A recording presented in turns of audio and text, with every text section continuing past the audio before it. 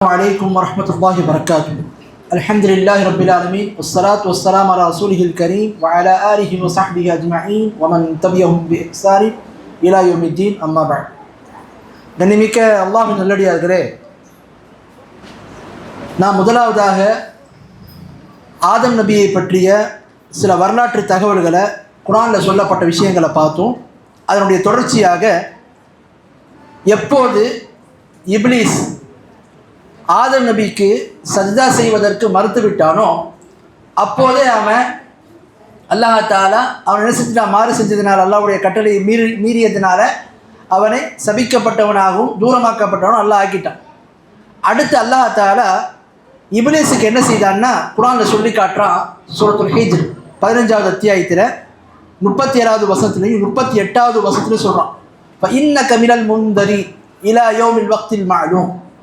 இப்லீஸே, நீ அவகாசம் கொடுக்கப்பட்டவனாக நீ இருக்கிறாய் ஒரு குறிப்பிட்ட தவணை வரை. அல்லாஹ் தஆலா இப்லீஸுக்கு அவகாசத்தை கொடுத்தான். என்ன அவகாசம்?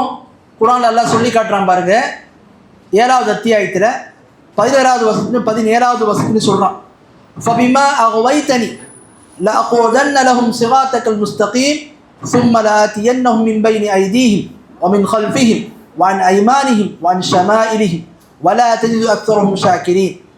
அல்லாஹ் என்னை நீ வழிகெடுத்ததுனால, இப்லீஸ் சொல்கிறான் அல்லாஹ்கிட்ட, அல்லாஹ் என்னை நீ வழிகெடுத்து விட்ட காரணத்தினால நான் என்ன செய்கிறேன், ஆதமுடைய மக்கள் நேர்வழியை விட்டு அவர்களை தடுப்பதற்காக வேண்டி நான் என்ன செய்வேன், அவங்க வரக்கூடிய அந்த வழிகளை தடுத்தவனாக காத்திருப்பேன், அமர்ந்திருப்பேன் என்று சொல்லி இப்லீஸ் சொல்கிறான். மேலும் நான் அந்த ஆதமுடைய சந்ததிகள்கிட்ட வருவேன். எப்படி வருவேன்? அவங்களுக்கு முன்னாடியும் வருவேன், அவங்களுக்கு பின்னாடியும் வருவேன், அவங்களுக்கு வலது பக்கத்திலையும் வருவேன், அவங்களுக்கு இடது பக்கத்திலையும் வருவேன். வந்து என்ன பண்ணுவான், அல்லாஹ் கொடுத்த அவகாசத்தை வைத்து நம்மை வழிகெடுப்பதற்கான எல்லா முயற்சிகளையும் இப்லீஸ் செய்வதற்கு அல்லாஹ்ட்ட என்ன செய்கிறான், கேட்குறான்.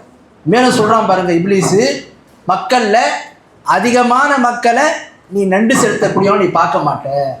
அல்லாஹ்ட்ட அல்லாஹ் சொல்கிறான். இப்லீஸ் என்ன சொல்கிறான், அல்லாஹ் நான் ஆதம் நபிக்கு சஜ்தா செய்யாத காரணத்தினால நான் உன்னுடைய அருளை விட்டு தூரமாக்கப்பட்டவன ஆயிட்டேன். ஆகவே நான் வழிகட்டு போன காரணத்தினால, என்னை வழிகெடுத்த காரணத்தினால நான் ஆதமுடைய சந்ததிகளை விடமாட்டேன். என்ன பண்ணுவேன், அவர்களை நேர்வழியை விட்டு நான் தடுப்பேன். அவங்க செல்லக்கூடிய நேர்வழியை விட்டு நான் தடுப்பதற்காக அமர்வேன், அவங்கள்ட்ட வருவேன். எப்படி வருவேன்? முன்னாடியும் வருவேன், பின்னாடியும் வருவேன், வலது பக்கத்திலையும் வருவேன், இடது பக்கத்திலையும் வருவேன். வந்து அவர்களை நான் வழிகெடுப்பேன், அவர்களை தவறான பாதைக்கு நான் கொண்டு போவேன் என்று அவன் என்ன செய்கிறான், அல்லாஹ்விடத்தில் சொல்கிறான் அப்படின்றத நம்ம பார்க்குறோம். ஆக நிமிக்க அல்லாஹ்வுடையார்களே, இப்லீஸ் இவ்வாறாக மனிதன் என்ன செய்கிறான், வழிகெடுப்பதற்கு அல்லாஹ்விடத்தில் நான் வழிகெடுப்பேன்னு சொல்கிறான்.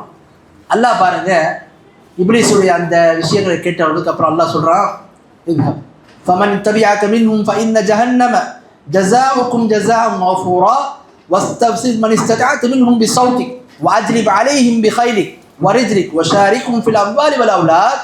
அல்லாஹ் சொல்கிறான், நீ போ, நீயும் உன்னை யாரெல்லாம் பின்பற்றுகின்றார்களோ அவங்க எல்லாரும் என்ன, ஜஹன்னம் நரகத்துக்கு போவீங்க, அதுதான் உங்களுக்குரிய நிரப்பமான கூலி. அல்லாஹ் இப்லீஸ் கிட்ட சொல்கிறான், மக்களை நீ வழிகெடுக்க போகிறாயா, வழிகெடு. நீனும் உன்னுடைய பேச்சையில யாரெல்லாம் மயங்கி உன் பாதையில் வர்றாங்களோ பின்பற்றுகின்றார்களோ அவங்க எல்லாத்துக்கும் நிரப்பமான கூலி இருக்குது. என்ன கூலி? நரகம்தான் என்று அல்லாஹ் சொல்கிறான். அடுத்து அல்லாஹ் சொல்கிறான், நீ உன்னுடைய முயற்சியை கொண்டு உன்னால் இயன்ற அளவுக்கு நீ வழிகெடு. எப்படி? உன்னுடைய சத்தத்தை கொண்டு. மேலும் உன்னுடைய அந்த குதிரைப்படை, உன்னுடைய அந்த நடக்கக்கூடிய படைகளை கொண்டு நீ என்ன செய்ய, அவங்க மீது நீ என்ன செய், நீ ஆதிக்கம் செலுத்த, அவங்கள்ட்ட போ. நீ மேலும் வஷாரிக்கும் ஃபில் அம்வாலி வல் அவ்லாத், நீ அந்த மக்களுடைய ஆதமுடைய சந்ததிகளுடைய செல்வத்திலும் அவங்களுடைய குழந்தைகளையும் நீ அவங்களோடு இணைந்துடு என்று அல்லாஹ் சொல்கிறான். இப்போ அல்லாவும் அந்த அவகாசத்தை கொடுக்குறான். இப்லீஸ் கேட்ட உடனே அல்லாஹ் அந்த அவகாசத்தை கொடுக்குற, நீ கிடைக்க போகிறாயா, கேடு. யாரெல்லாம் உன்னுடைய பேச்சில் மயங்குறாங்களோ, உன்னை பின்பற்றுகின்றார்களோ அவங்க எல்லாருக்கும் என்ன முடிவு, நரகம்தான். ஆகவே நீ உன்னால் முடிந்தது என்ன செய்ய, கேடு. உன்னுடைய சத்தத்தை கொண்டு, உன்னுடைய படைபலத்தில் அந்த குதிரை படைகளை கொண்டும் உன்னுடைய அந்த நடக்கக்கூடிய அந்த நடைகள் அந்த படையினரை கொண்டும் நீ அவங்கள்ட்ட போ, அவங்கள நீ என்ன செய், உன்னுடைய வலையில் நீ வீழ்த்து. மேலும் நீ அவங்களுடைய செல்வத்திலும் ஆதமுடைய சந்ததிகளுடைய அந்த குழந்தைகளுடைய இதுலேயும் நீ அவங்களோட இணைந்திடு என்று அல்லாவும் அவனுக்கு அவகாசம் கொடுக்குறான். ஆகவே இங்கே நம்ம ஆதம் நபியினுடைய அந்த வரலாற்றிலிருந்து முக்கியமாக குர்ஆனில் சொல்லப்பட்ட விஷயத்திலிருந்து அறியக்கூடிய முக்கியமான ஒரு தகவல் என்னன்னு சொன்னால், இந்த ஆதமுடைய சந்ததிகளை வழிகெடுப்பதற்கு இப்லீஸ் என்ன செய்யணும், அல்லாஹ்விடத்தில் அவகாசம் கேட்குறான். அல்லாவும் அவனுக்கு அந்த அவகாசத்தை கொடுக்குறான். ஆகவே தான் இஸ்லாமிய மார்க்கும் இந்த விஷயங்கள் நமக்கு என்ன செய்யுது, சொல்லி காட்டுது. அடுத்து பாருங்க, அல்லாஹ் தஆலா குர்ஆனில் தெரியப்படுத்தும், இப்லீஸ் எல்லாத்தையும் வழிகெடுத்துட முடியுமா, எல்லாரும் இப்லீஸுடைய வலையில் சிக்கிட முடியுமான்னு இல்லை. அல்லாஹ் குர்ஆனில் சொல்கிறான் பாருங்க, சூரத்துன் நஹல் 16வது அத்தியாயத்தில் 99வது வசனம், இன்னஹு லைஸ லஹு சுல்தானுன் அலல் லதீன ஆமனு வ அலா ரப்பிஹிம் யதவக்கலூன். அல்லாஹ் சொல்கிறான், நிச்சயமாக எவர்கள் ஈமான் கொள்வார்களோ, ஈமான் கொண்டவங்களும் தன்னுடைய ரப்பின் மீது முழுமையாக நம்பிக்கை வைத்திருப்பவர்களையும் உன்னால் ஒன்றும் பண்ண முடியாது. உன்னுடைய ஆதிக்கம், உன்னுடைய அந்த அதிகாரம் ஈமான் கொண்ட மக்கள்கிட்டையும் அல்லாஹ் மீது நம்பிக்கை கொண்டவர்கள்ட்டையும் செல்லுபடி ஆகாது. உன்னால் ஆதிக்கம் செலுத்த முடியாது. ஆகவே ஷைத்தான் யார் இடத்துல தோற்றுடுவான், மனித இடத்துல ஆதமுடைய சந்ததிகளை எல்லாத்தையும் வழிகெடுப்பான். யாரை தவிர, ஈமான் கொண்ட மக்களையும் அல்லாஹ் மீது உறுதியாக நம்பிக்கை வச்சிருக்காங்களே அவர்களை தவிர மற்ற எல்லாரையும் வழிகெடுப்போம். ஆகவே இங்கே நாம் ஒரு விஷயத்தை விளங்கிக் கொள்ள வேண்டும், அல்லாஹ்வுடைய நல்லடியார்களையும் நல்ல மக்களையும் ஷைத்தானால் வழிகெடுக்க முடியாது. ஷைத்தான் யாரை வழிகெடுப்பான், யாரெல்லாம் தீய பாதைக்கு போகிறாங்களோ, யாரெல்லாம் பாவங்களில் ஈடுபடுறாங்களோ, யாரெல்லாம் நேரிலிருந்து விலகுறாங்களோ அப்படிப்பட்டவங்கள தான் அவன் வீழ்த்த முடியும். ஈமான் கொண்ட மக்களையும் அல்லாஹ்வையும் முழுமையாக சார்ந்திருப்பவர்களையும் ஒருபோதும் ஒன்றும் செய்ய முடியாது. ஆகவே தான் நாம் இந்த ஷைத்தானுடைய விஷயத்தில் கவனமாக இருக்கணும். பாருங்கள், அதனால தான் அல்லாஹ் தஆலா அவனுக்கு கொடுத்த அவகாசத்தில் எல்லா விதமான அவகாசத்தை கொடுக்குறான். என்ன செய்ய, உன்னுடைய படையினரை கொண்டு நீ என்ன செய்ய, மக்களை வழிகெடு. ஹதீஸுகளில் பார்க்கணும், இப்லீஸு தன்னுடைய சிம்மாசனத்தை கடல் மீது அந்த நீரின் மீது அமைத்திருப்பான். அவனுடைய படையினர் அந்த ஷைத்தான்கள், குட்டி குட்டி ஷைத்தான்கள் மனிதர்களை வழிகெடுப்பதற்காக பல இடங்களுக்கு போவோம். ஒருத்தன் சொல்லுவான், நான் 2 சகோதரர்களுக்கு மத்தியில் பிரிவினை ஏற்படுத்தினேன், 2 சகோதரர்களுக்கு மத்தியில் மோதலை ஏற்படுத்தினேன், நான் இந்த ஃபித்னா பண்ணேன், இந்த குழப்பத்தை பண்ணேன், எல்லாத்தையும் கேட்பான். அடுத்ததாக ஒரு இப்லீஸ் சொல்லுவான், ஒரு ஷைத்தான் சொல்லுவான், என்னன்னு சொல்லுவான், நான் கணவன் மனைவிக்குள்ள பிரிவினை ஏற்படுத்தினேன், சபாஸ் என்று சொல்லி என்ன செய்வான், அவனை ஆதரிப்பான், அவனை உற்சாகப்படுத்துவான் என்று சொல்லி ஹதீஸுகள் அல்லாஹ்வுடைய சொன்னாங்கன்றதை பார்க்கணும். ஆகவே ஷைத்தான் மக்களை வழிகெடுக்கலாம். அவனுடைய வழிகேட்டிலேருந்து தப்பிக்கக்கூடியவங்க யாரு, ஈமான் கொண்ட மக்கள் தான். மேலும் அல்லாஹ் மீது முழுமையாக நம்பிக்கை வைத்திருக்கிறோம். இஸ்லாமிய மார்க்கும் ஈமான் கொண்ட மக்களுக்கு சில காரியங்களை சொல்லுது. அந்த காரியங்களை செய்தால் அவர்கள் ஷைத்தானுடைய அந்த வலையில் சிக்காமல் இருக்கலாம். ஷைத்தான் பாருங்க எப்படிலாம் வழிகெடுக்கிறான். அல்லாஹ் குர்ஆனில் சொல்கிறான், வஷாரிக்கும் ஃபில் அம்வாலி வல் அவுலாத், அவனுடைய செல்வத்திலும் அவங்களுடைய சந்ததிகளும் நீ அவங்களோட இணைந்துடு. மனிதர்களோடு அல்லாஹ் சொல்கிறான், இப்லீஸை நீ என்ன செய்ய, உன்னுடைய படையினரை கொண்டு வந்துக்கிட்டு நீ மக்களோடவும் அவங்களுடைய செல்வத்தோடு நீ இணைந்துடு. அப்படின்னா என்ன அர்த்தம், அல்லாஹ்வுடைய செல்வத்தில், நமக்கு அல்லாஹ் கொடுத்துருக்கக்கூடிய செல்வத்தில் ஷைத்தான் இப்லீஸ் நம்மளோட இணைவதுனா என்ன, அல்லாஹ் நமக்கு செல்வத்தை கொடுத்துருக்கான், நன்மையான வழிகளை நம்ம செலவழிக்க மாட்டோம், தடுத்துக்கும். ஷைத்தான் நமக்கு பயமுறுத்தும், இருக்கிறதுலாம் கொடுத்துட்டேன்னா நாளைக்கு உன்னுடைய நிலை என்ன ஆகும், உன்னுடைய சந்ததிகளுடைய நிலை என்ன ஆகும், அதனால் நல்ல காரியத்தை நீ செய்யாத என்று தடுப்போம். மேலும் பாருங்க, ஹராமான விஷயங்கள் பக்கம் மனுஷன் போகும்போது என்ன செய்வான், நீ இந்த வியாபாரத்தில் ஈடுபடு, இல்லைன்னா உனக்கு ரிஸ்க் கிடைக்காது என்று என்ன செய்வான், அவங்களுக்கு வறுமையை கண்டு பயமுறுத்துவோம். ஆகவே இப்படி செல்வத்தில் ஷைத்தான் வழிகெடுப்பான், இப்லீஸ் வழிகெடுப்பான். அதே மாதிரி மனிதர்களுடைய சந்ததிகளில் வழிகெடுக்கிறதுனா என்ன, குழந்தைகளை தர்பியத்து கொடுக்கும்போது மார்க் அடிப்படையில் இல்லாமல் தவறான விஷயங்கள் பக்கம் கொண்டு போகிறதுக்கான வாய்ப்பினை ஷைத்தான் ஏற்படுத்தி கொடுக்கும். இப்போ நாம் நம்மளுடைய குழந்தைகளை வழிகெடுறதுக்கு எத்தனை விஷயங்கள் ஏற்படுத்தி வச்சுருக்கோம், சினிமா, டிவி மற்ற விஷயங்களை என்ன செய்கிறோம், அதை கொண்ட குழந்தைகளை நாமளே வழிகெடுத்துட்டு இருக்கோம். அப்போ இப்படியாக குழந்தைகளுடைய விஷயத்திலும் ஷைத்தான் வழிகெடுப்பான். அதனால தான் பாருங்கள், இஸ்லாமிய மார்க்கத்தில் குழந்தைகள் விஷயத்தில் அல்லாஹ்வுடைய தூதர் சொல்கிறாங்க, ஒரு மனிதர் நிக்கா செய்ததுக்கு அப்புறம் தன்னுடைய மனைவியோடு இல்லறத்தில் ஈடுபடுறாருல, அவர் என்ன செஞ்சோம், பிஸ்மில்லாஹ் அல்லாஹும்ம ஜன்னிபி ஷைத்தான் வ ஜன்னிபி ஷைத்தான் மரதப்தனா, அல்லாஹ் எங்களை விட்டு இந்த ஷைத்தான் நீ தூரமாக்கு, எங்களுக்கு எந்த சந்ததியை தரப்போகின்றாயோ அதை விட்டு இந்த ஷைத்தானை தூரமாக்கும். இஸ்லாமிய மார்க்கும் முஃமின்களுக்கு ஒவ்வொரு கட்டத்திலையும் ஷைத்தானை விட்டு தூரமாகிறதுக்கும் அவனுடைய வலையில விழாம இருந்து தப்பிப்பதற்கான எல்லா வழிகளையும் காட்டித்தரு. அப்போ இந்த மாதிரி அல்லாஹ் மீது ஈமான் கொண்டுட்டேன், நான் அப்படியே இருந்து பண்ணான்னா அவன் தப்பிச்சிட முடியாது, ஷைத்தான் மீது பாதுகாப்பை பெற முடியாது. மாறாக ஈமான் கொண்டதுக்கு அப்புறம் என்னென்ன வழிகளை மார்க் நமக்கு சொல்லியிருக்கோ அதெல்லாம் பயன்படுத்தும். பாருங்க, அவுது பில்லாஹி மினஷ் ஷைத்தானிர் ரஜீம். ஒரு மனிதர் கோபமாக இருந்தாருன்னா, அதிகப்படியான கோபமாக இருந்தாருன்னா இதை இந்த வார்த்தையை சொல்லுங்க, உங்களுடைய கோபம் குறையும் நாங்கள் சொல்லணும். ஏன்? இந்த வார்த்தை ஷைத்தானால் தூண்டப்படக்கூடிய ஒரு தீய பண்பு தான் கோபம். இதை ஒரு மனிதன் சொல்லும் போது என்ன ஆகும்? அந்த ஷைத்தானால் தூண்டப்பட்ட அந்த கோபம் குறையும். இப்படி என்னென்ன சந்தர்ப்பங்களை ஷைத்தானுடைய தூண்டுதலை கொண்டு ஷைத்தான் நமக்கு எதிராக வலைகளை ஏற்படுத்துகிறானோ அது எல்லாத்தையும் முறியடிப்பதற்கு மார்க் நமக்கு வழிகாட்டுன்னு சொல்லுது. ஆனால் நம்ம என்ன அது பற்றிய விஷயங்களில் அக்கறை இல்லாமல் இருக்கிறோம். ஆகவே நம்ம இப்படி இருக்கக்கூடாது. மார்க்கத்தில் இந்த ஷைத்தானுடைய விஷயத்தில் ரொம்ப ரொம்ப கவனமாக இருக்கும். பாருங்கள், அல்லாஹ் தஆலா குர்ஆனில் சொல்கிறான் 2வது அத்தியாயத்தில் 208வது வசனத்தில், யா அய்யுஹல்லதீன ஆமனூ உத்குலூ ஃபிஸ்ஸில்மி காஃபா வலா தத்தபிஉ குதுவாத்திஷ் ஷைத்தான் இன்னஹு லக்கும் அதுவ்வுன் முபீன். ஈமான் கொண்ட மக்களே, நீங்கள் மார்க்கத்தில் முழுமையாக நுழைந்து விடுங்க. அல்லாஹ் காஃபிரை கூப்பிட்டு முனாஃபிக்கை கூப்பிட்டு நீங்களா இஸ்லாத்தில் முழுமையாக நுழைங்கன்னு சொல்கிறேன். யாரை பார்த்து அல்லாஹ் சொல்கிறான்? யா அய்யுஹல்லதீன ஆமனூ, ஈமான் கொண்ட மக்களே, நீங்கள் இஸ்லாத்தில் முழுமையாக நுழைந்து விடுங்க. இப்போ இஸ்லாம்னா ஏதோ இபாதத்து மற்ற விஷயங்கள் நம்ம செஞ்சுக்கிடுவோம். மற்ற கொடுக்கல் வாங்கல் அரசியல் நடைமுறை சார்ந்த விஷயங்களில் நம்ம இஷ்டம் போல வாழ்ந்துக்கலாம் அப்படின்றதுலாம் கிடையாது. எல்லா விஷயங்களையும் மார்க்கம் இருக்கணும். அப்போ இஸ்லாத்தில் முழுமையாக நுழைந்து விடுங்க. ஷைத்தானுடைய அடிச்சுவட்டை பின்பற்றாது. நிச்சயமாக ஷைத்தான் பகிரங்கமான விரோதியாக இருக்கிறான் என்று அல்லாஹ் தஆலா சொல்கிறான். ஆகவே ஷைத்தான் பாருங்க, எப்போ ஆதம் நபி இடத்துல சிரம்பணியறதுக்காக அவன் முன்வரலையோ அதனால் அவன் என்ன ஆனா? அவன் அல்லாஹ்விடத்துல கோபத்துக்குரியவனாகவும் தூரமாக்கப்பட்டவன் ஆனான். அடுத்து என்ன பண்ணுறான்? அவனுடைய விரோதத்தை அங்கேயே ஆரம்பிச்சான். என்ன பண்ணுறான்? ஆதம் நபிக்கும் ஹவ்வா அலைஹிஸ்ஸலாம்கிட்டயும் வர்றான். அல்லாஹ் தஆலா அதுக்கு முன்னாடி சொல்லியிருந்தான் குர்ஆனில் 7வது அத்தியாயத்தில் 19வது வசனத்தில் அல்லாஹ் தஆலா சொல்கிறான், ஃபகுலா மின் ஹைசு ஷி'துமா வலா தக்ரபா ஹாதிஹி ஷஜரத ஃபதகூனா மினல் ஸாலிமீன்.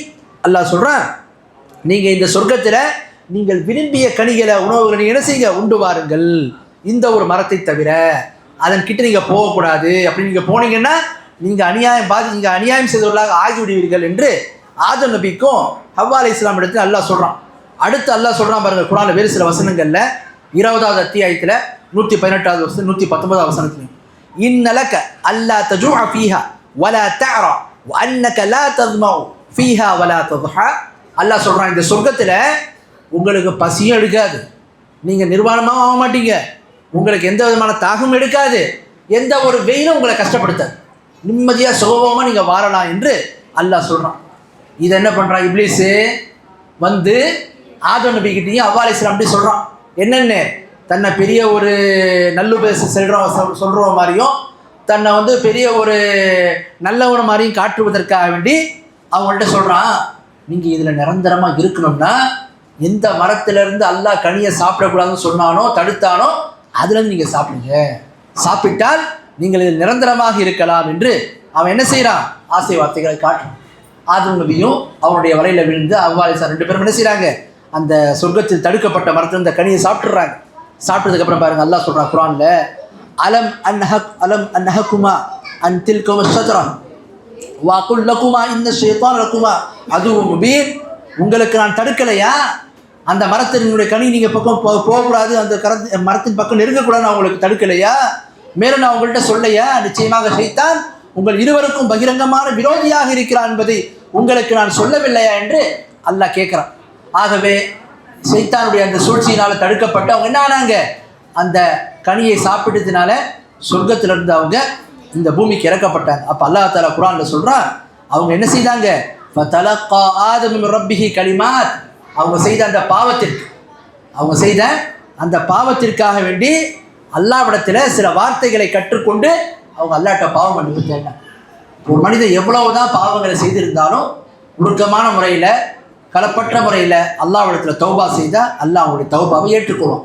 அப்படித்தான் ஆதம் நபியும் ஹவ்வா அலைஹிஸ்ஸலாம் செய்த அந்த பாவத்திற்கு அல்லாஹ் அவங்களுக்கு மன்னிப்பு கொடுத்தான். என்ன வார்த்தைகள் அவங்க சொன்னாங்க? பொதுவாக நிறைய சுன்னத் ஜமாத்தில் இந்த விஷயம் சொல்லுவாங்க. என்னென்னா, அல்லாஹ் ஆதம் நபி செய்த தவறுக்கும் ஹவ்வா அலைஹிஸ்ஸலாம் செய்த தவறுக்கும் அவங்க செய்த பரிகாரம் என்னென்னா, ஆதம் நபி அல்லாஹ்ட்ட சொன்னாங்களாம், அல்லாஹ் முகமதின் பொருட்டால், முகமது நபியினுடைய பொருட்டால் நான் கேட்குறேன், என்னை நீ மன்னித்தருள்வாயாக, நான் செஞ்ச இந்த பாவத்துக்கு என்னை மன்னித்தருள்வாயாக என்று கேட்டாங்களா. அதுக்கு அல்லாஹ் சொன்னானா, ஆதமே நான் இன்னும் முகமது சாஸ்திரம் படைக்கவே இல்லையே, உங்களுக்கு அவங்கள பற்றி எப்படி தெரியும், நீங்கள் எப்படி அவங்கள அறிஞ்சிக்கிட்டீங்க அப்படின்னு சொல்லி கேட்டானா. அதுக்கு ஆதம் நபி சொன்னாங்கன்னா, அல்லாஹ் நான் அரசிக்கையில் பார்த்தேன், லா இலாஹ இல்லல்லாஹ் முகமது ரசூல்லான்னு எழுதிருந்துச்சு. அப்போ உன் பேரோடு நீங்கள் ஒருத்தவங்களுடைய பேரை சொல்கிறேன்னா அவங்க பெரிய ஆளாக தான் இருக்கணும், மரியாதைக்குரியவங்களாகவும் மதிப்புக்குரியவங்களாக தான் இருக்கணும். ஆகவே தான் நான் அவங்க பேரை சொன்னேன் என்று என்ன செய்வாங்க, இந்த ஒரு சம்பவத்தை வந்து சொல்லி அடுத்து அல்லாஹ் அவங்கள முகமதுக்காக உங்களை நான் மன்னிச்சிடுறேன், லவ்லாக்கு மா ஹலக்துல் அஃப்லாக், முகமது நீங்கள் மட்டும் இல்லைன்னா இந்த பிரபஞ்சத்தை நான் படைத்திருக்க மாட்டேன்ற மாதிரிலாம் நிறைய ரசூலுல்லாஹ் புகழ்ன்ற பேரில் சில கதைகளையும் இட்டுக்கட்டப்பட்ட விஷயங்களையும் சொல்லுவாங்க. அப்படிலாம் இல்லை. அவங்க என்ன வார்த்தையை சொன்னாங்க அல்லாஹ் குர்ஆன்லேயே சொல்லணும். ஆதம் நபி அவங்க செஞ்ச தவறுக்கு, அவ்வா அலைஹிஸ்ஸலாம் அவங்க செஞ்ச தவறுக்கு என்ன வார்த்தையை சொல்லி அல்லாஹ்ட்ட தௌபா கேட்டாங்க, அல்லாஹ் குர்ஆனில் சொல்கிறான் பாருங்க, 7வது அத்தியாயத்தில் 23வது வசனத்தில், ரப்பனா ظلمنا أنفسنا وإن لم تغفر لنا وترحمنا لنكونن من الخاسرين. எங்கள் ரப்பே, எங்கள் இரட்சகனே, எங்களுக்கு நாங்களே அதிகப்படியாக அநீதிகளை நான் செஞ்சிட்டோம், பாவங்களை செஞ்சிட்டோம், நீ எங்களை மன்னித்தருளவில்லை என்றால், எங்கள் மீது நீ அருள் புரியவில்லை என்று சொன்னால் நஷ்டவாளியாக நாங்கள் ஆயிடுவோம் என்று அவங்க சொன்னாங்க. இந்த வார்த்தை தான் சொன்னாங்க. இதை தவிர ரசூல்லா பேர்லாம் அவங்க சொல்லலை. ரசூல்லா பற்றிலாம் வந்து என்ன அந்த மாதிரிலாம் எந்த ஒரு ஆதாரப்பூர்வமான தகவலும் கிடையாது. ஆகவே இந்த வார்த்தைகளை கற்றுக்கொண்டு அவங்க என்ன செஞ்சாங்க, பாவ மன்னிப்பை தேடினாங்க அப்படின்றத நம்ம பார்க்குறோம். ஆகவே அல்லாஹ் தஆலா இதன் மூலமாக மனிதர்கள் செய்யக்கூடிய பாவங்கள் எவ்வளோ ஷிருக்கே ஒரு மனிதன் செஞ்சிருந்தா கூட, குஃப்ரே ஒரு மனிதன் செஞ்சிருந்தா கூட, தன்னுடைய மரணத்துக்கு முன்னாடி அல்லாஹ்ட்ட ஒடுக்கமான தௌபா கிட்ட அதை மீண்டுட்டான்னா அல்லாஹ் மன்னிக்கக்கூடியவனாக இருக்கிறான்றதை பார்க்கணும். அடுத்து பாருங்க, அல்லாஹ் தஆலா இந்த ஷைத்தானை பற்றியும் இந்த இப்லீஸை பற்றி நமக்கு சொல்கிறான். 7வது அத்தியாயத்தில் 27வது வசனத்தில், யா பனி ஆதம லா யஃப்தினன்னகும் ஷைத்தானு கமா அக்ரஜ அபவைக்கும் மினல் ஜன்னah யன்ஸி அன்ஹுமா லிபாஸஹுமா லியுரியஹுமா ஸவாஅத்திஹிமா இன்னஹு யராக்கும் ஹுவ வகபீலுஹு மின் ஹைது லா தரவுனஹும். அல்லாஹ் சொல்கிறான், ஆதமுடைய சந்ததிகளே, எப்படி உங்களுடைய பெற்றோர்களை ஆதம் நபியையும் அவ்வாவையும் சொர்க்கத்திலிருந்து ஷைத்தான் வெளியேற்றினானோ அது மாதிரி உங்களிடத்துல என்ன செய்ய வேண்டாம், வந்து உங்களிடத்துல குழப்பத்தை ஏற்படுத்திட வேண்டாம், நீங்கள் எச்சரிக்கையாக இருங்க என்று சொல்லிட்டு அல்லாஹ் சொல்கிறான். ஆதம் நபிக்கும் ஹவ்வா அலைஹிஸ்ஸலாமுக்கு என்ன செய்தான், அவங்களுடைய அந்த மானத்தை வெளிப்படுத்தும் விதமாக அவங்களுடைய ஆடையை அவன் கலைய செய்தான். எப்போ அந்த கனியை அவங்க சாப்பிட்டாங்களோ அவங்களுடைய ஆடைகள் என்ன ஆயிடுச்சு, கலந்து விட்டது. அப்போ இப்படியா அவங்க என்ன செய்தான், ஒரு இழப்புக்குள்ளான நிலையை அவன் ஆக்கினான். அடுத்து அல்லாஹ் சொல்கிறான், அந்த ஷைத்தான் இருக்கானே அவனும் அவனுடைய அந்த கூட்டத்தினரும் என்ன செய்கிறாங்க, நீங்கள் அவங்கள பார்க்க முடியாது, நீங்கள் அவங்கள பார்க்க முடியாது, ஆனால் அவர்கள் உங்களை கண்காணித்து உங்களை என்ன செய்கிறாங்க, வழிகெடுப்பதற்கான எல்லா வேலைகளும் செஞ்சுட்டு இருக்காங்கன்னு அல்லாஹ் தஆலா சொல்கிறோம். நம்மளால் இப்லீஸை பார்க்க முடியாது, நம்மளால் நம்முடைய கண்களை கொண்டு ஷைத்தானை பார்க்க முடியாது. ஆனால் இப்லீஸ் ஷைத்தான் என்ன பண்ணுறான், நம்மளை வழிகெடுப்பதற்காக எல்லா விதமான விஷயங்களும் காத்திருந்து நம்மளை வந்து வழிகெடுத்து கொண்டிருக்கிறான். ஆகவே நாம் இந்த விஷயத்தில் மிக கவனமாக இருக்க வேண்டும் என்று அல்லாஹ் தஆலா தெரியப்படுத்துகிறான். ஆக நிமிக்க அல்லாஹ்வுடையார்களே, ஒரு மனிதன் இந்த உலகத்தில் வாழும்போது அவனுக்கு ஒரு சில விரோதம், ஒரு சில பகை ஒருத்தவங்களோட ஏற்பட்டது, ஒருத்தவங்களால இழப்புகள் அதிகமாயிட்டுனா அவருடைய விஷயத்தில் ரொம்ப எச்சரிக்கையாக இருக்கும். ஆனால் ஷைத்தானுடைய விஷயத்தில் நம்ம எச்சரிக்கையாக இருக்கிறதே கிடையாது.